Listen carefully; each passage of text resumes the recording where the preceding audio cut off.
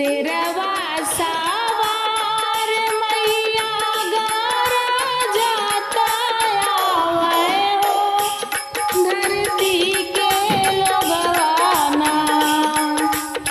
शेरवा सवार मैया गरजता आवे हो धरती के लोगवाना।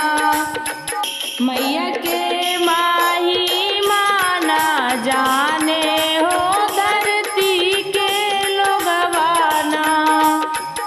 मैया के माही माना जाने हो धरती के लोगवाना।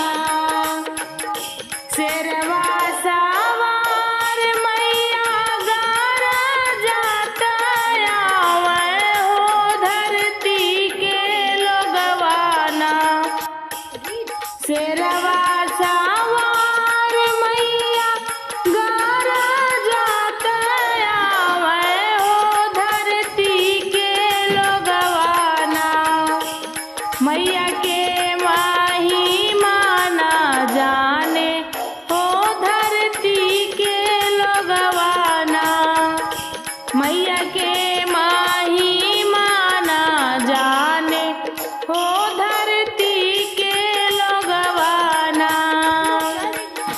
महिमा त जाने है पंडित के बेटउआ हो कि भोरे भोरे ना। महिमा त जाने है पंडित के बेटउआ हो कि भोरे भोरे ना। पोथिया बाची के सुना